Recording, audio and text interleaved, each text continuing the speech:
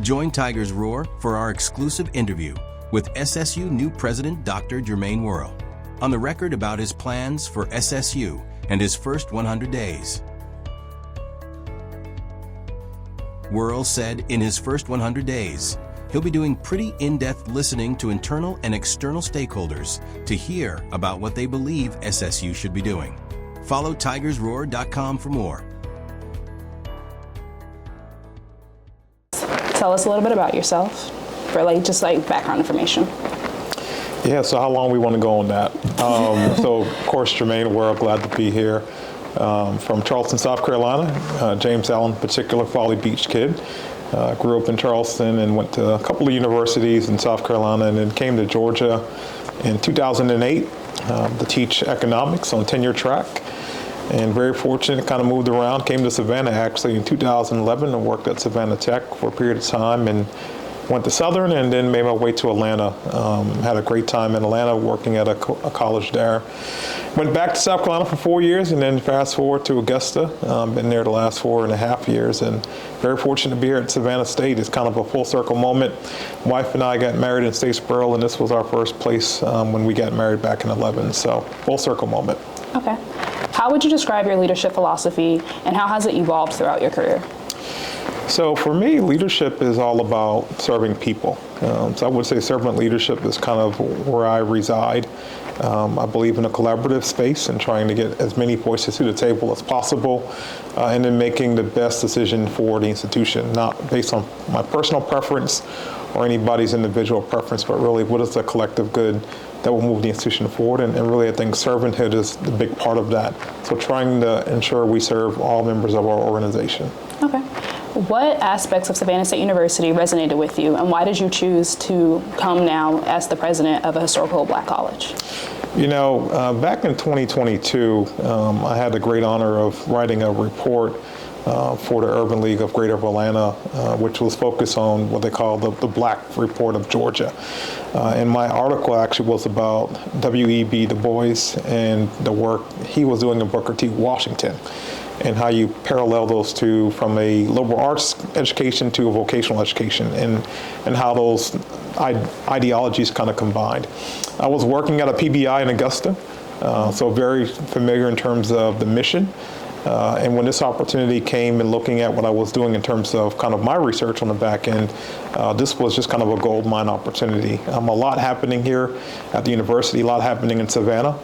And then again, from a personal perspective, this was a place that I really cherished my time. And so all of those things kind of combined is why I'm here and very thrilled to be a part of this long-standing history. And there's a lot that we're going to achieve together. What are some of your plans or goals that you plan to take over in your first year here? Well, the first year, we're going to really try to set the course. A lot of strategy planning, a lot of stakeholder input, trying to put together really the vision of the institution moving forward. And so really the first 100 days, I'll be doing a pretty in-depth listening tour, getting out to internal and external stakeholders to get a feel for what they believe we should be doing, and then really mapping that to provide a pathway for organization. We want this to be thriving. We want this to be the best organization and the best HBCU in Georgia and one of the premier ones in the nation. I believe there's absolutely no reason for us not to be able to accomplish that. I always say that vision moves at the speed of unity. And so we have to have a unified voice and a unified plan, and that's what my first year is going to focus on. And we'll start knocking down a few small things as well. Okay.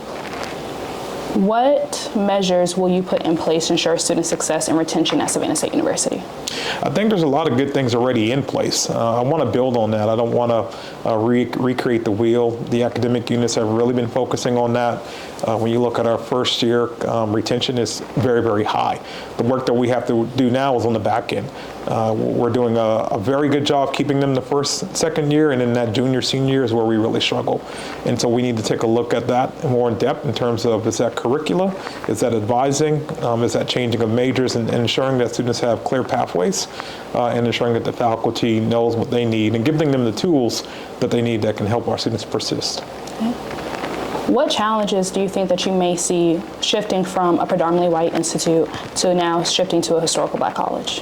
Well, hopefully that won't be too big of a jump. Again, I was at Augusta. We were a PBI, so 80% of my students were African American in Augusta. So very, very similar student population, even minority mix and gender. So I don't see a lot of challenges in that. I really embrace that. This is why I wanted to be here. I really love the mission of what we do, and I want to ensure that it's going to be successful for years to come. What do you consider to be the most significant award or recognition that you have received, and how do you think that that has impacted your work? Oh, that's a great question. I would say the most significant most recently was becoming a Hall of Famer in the Georgia Titan 100. The Georgia Titan 100 is a program that recognizes the top CEOs in the state of Georgia. That's across all sectors. I'm the only higher ed person in that, and I'm the first higher ed person in the Hall of Fame. So that's a pretty significant honor, especially when you look at who else is in there.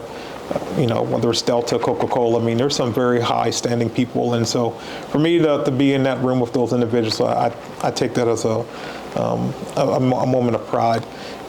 Really, all it does for me is just encourages me to continue to do great things, which is serving individuals. What are your plans to help secure funding and better resources for SSU students? We got to tell our story. We got to get the story out there. We got to showcase what you and others are doing. We have an incredible story. And really fundraising is about matchmaking. It's finding folks that have a passion for what it is we're doing, and then ensuring that they understand that we can deliver, and there are things that we can do to help them provide that treasure and fulfillment. So there's a lot of individuals that I'll be reaching out to locally and nationally that have an interest in terms of what's happening here. We have to meet with them, and we have to, of course, create a case for support, and then really get you all in front of them and let you tell your stories. And that's how people really go from the heart to giving. And I think we have a big opportunity, and I would say a few ones that are right on the 1 yard line. So we look forward to raising a lot of funds in the next several years. Okay. What drives your passion for education and leadership, and how do you hope to inspire others, especially Savannah State students, in your role as our new president? So my parents both met in a speech class in 1974. Both were first in their families to go to college and graduate. And I always tell folks, I literally saw our lives change before they graduated college. We were in a 1-bedroom house. When they graduated and got careers, we moved to a 4-bedroom house in the suburbs, and we had one of the first big screen TVs in the neighborhood, right? So I've seen education from a personal perspective and how it impacted my life. And so I want to be able to replicate that same opportunity for others. And that's what keeps me going and keeps me motivated. I think everybody that comes to Savannah State is making a great investment of their time and treasure. And we want to ensure that we provide that same pathway for social economic growth, and more importantly, a great life and a great career. And so we owe it to you and others to do that. What's one thing that you would like for the student body to know about you coming in? I'm here to serve. I'm going to be around. I'm going to be available. I'm going to be visible. I love students. This is why we're here. You all are our major reason for being here. And so I want to be a part of the team. I want to be a part of the clubs and organizations. I want to be visible. And we're going to have a good time. I want to hear from you all, more importantly. We want to ensure that everything that we do is student-centered. And I think you'll see that from me pretty quickly, that I'm responsive. And we're definitely going to address things that we need to address. But more importantly, we want to make sure that you understand that this is your university. It's not Dr. Whirl's university. It's not the Board of Regents. It's your university. And so you have a voice. We want to ensure that we're doing the things that will make you proud to be here, because we know that one day you're going to be an alumnus, and we want you to come back. Okay. And what is one thing that you have seen that the students have done that have impressed you, if you don't mind me asking? Ooh, one thing, that's hard. I'm going to just brag on you. You reaching out, on a platform and saying, hey, I would love to interview you. I love that. I'm glad that you reached out, and I said, yeah, let's do it. And so I just think the confidence, just to say, hey, this is what I want to do. This is what I aspire to do, and I want to have a conversation. So individuals like you make it easy for me to say yes. And so that's just one of many examples. I've just been impressed by you and your professionalism as well. Thank you. That's all I have. Follow tigersroar.com for more.